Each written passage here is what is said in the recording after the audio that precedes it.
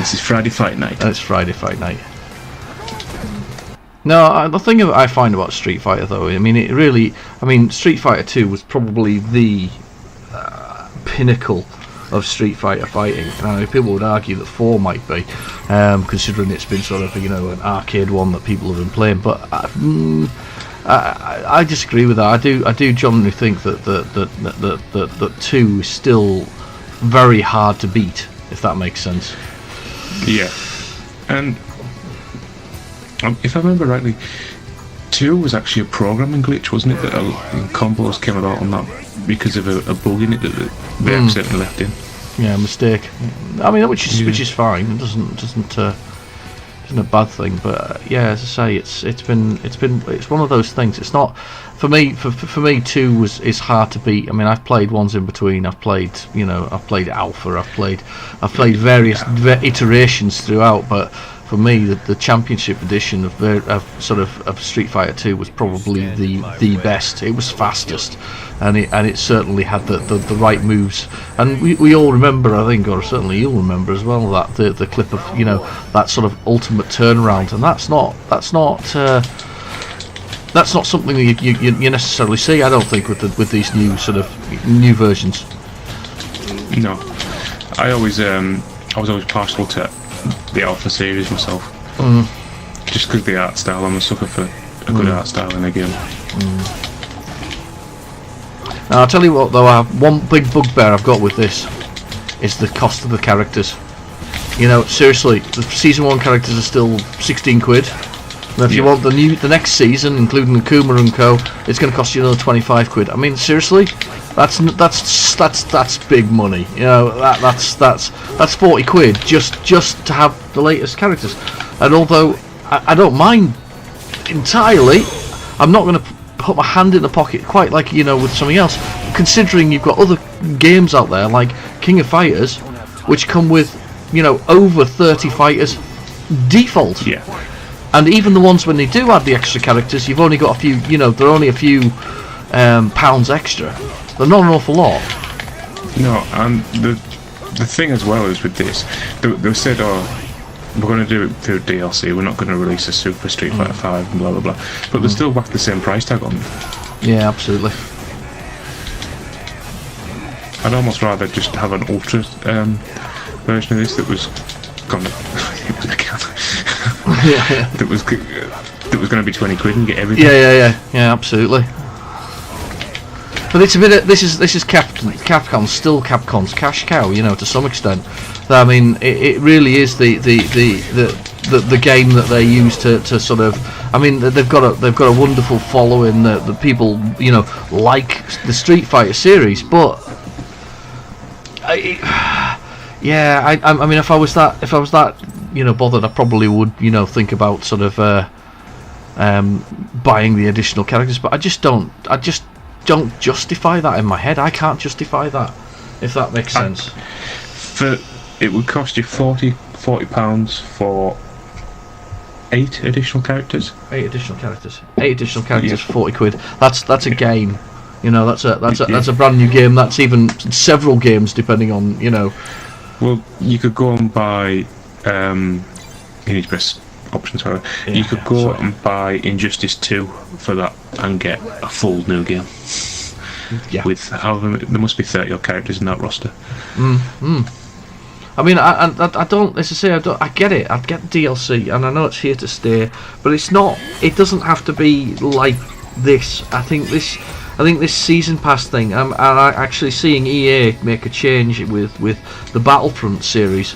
That tells me that there's a slight change to sort of things that are happening. But yeah, I did notice that all the DLC for Battlefront 1 was free.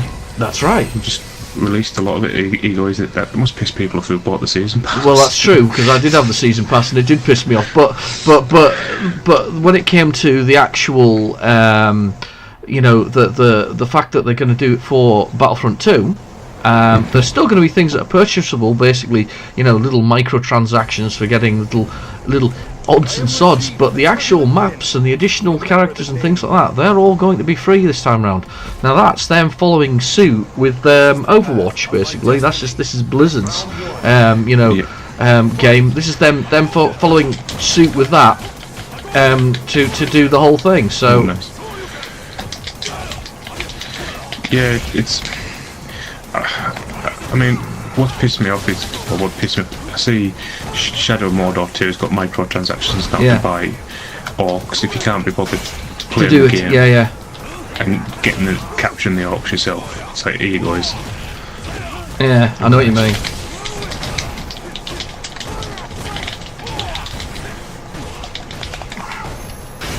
Yeah, I know what you mean. It's one of those. It's I don't know. It's one of these. It's the evils, isn't it? Of they want to make money, you know, but at the same time they don't really. It's a difficult one. It really is. That was close. I get why they do it, because if you're nearly at me that time, if you look at how much what are they called? The Grand Theft Auto's publishers. Yeah. GTA. If you look at how much they make off yeah. GTA 5. Just in microtransactions on the online one, it is ridiculous, and people are just buying online money. Yeah, I know. Yeah, I get it, but it's a.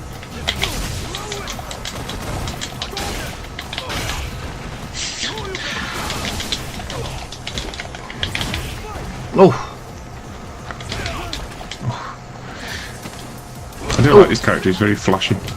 Yeah, I think he actually says that as one of his little sort of side commands. Oh, nice. Chipped away at my shins. Yeah. No, it's one of those. Yeah, I mean, if we want to talk microtransactions and devastating what was a very good franchise, we won't have to talk about Dead Space. I mean, Dead Space 3 was a disgrace, really. It was a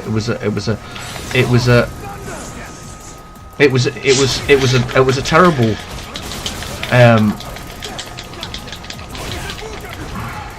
It was a mistake, really, that they did that. I mean, you could buy your way to victory. With horrors. Yeah, in a horror series, you could buy your way to victory, basically. So, oh, finally. I was never Dead Space for me. The first one I enjoyed, but it got very repetitive. And the second one just. I didn't mind. You see, I thought Dead Space 1 was good because it was horror related enough. But Dead Space 2 was, you know, I'll disagree with you on that one. I think that Dead Space 2 was kind of, it was okay. It wasn't horror-y enough-y. They made Isaac talk when realistically that silent protagonist was a great character, and then you get to 3, and you make a joke out of it by going, well, you can just buy components to build super powerful ass weapons that could do it. Funnily enough, you didn't actually have to buy the microtransactions. If you got so far through the game, if you remember, you could build them anyway, because it didn't take that long to actually accumulate so much wealth that you could buy and build the most ridiculous rocket launching, limb cutting, helicopter flying, warplane nuclear bomb weapon, and it was just utterly ridiculous. And that really was the general gist of the whole thing. So. Oh, that's cool. We'll do that. Now, let's begin. Yeah. But yeah, I mean, for me, I'm not chuffed with the amount of money that's involved in this. I mean, I'm a fan, but I'm not a fan that is prepared to spend so much money attempting something that was, that something should be there anyway. And to be fair, it was a half-assed game when it came out anyway. I mean, there was no arcade mode. It was barely finished. It was barely a game. It was barely a game. They were there to please the tournament crowd first, and then everyone else second. And I think that's really backfired on them on this, because the sales were piss poor compared to a lot of other fighting games that have come out since. Absolutely. Yeah, I know what you mean.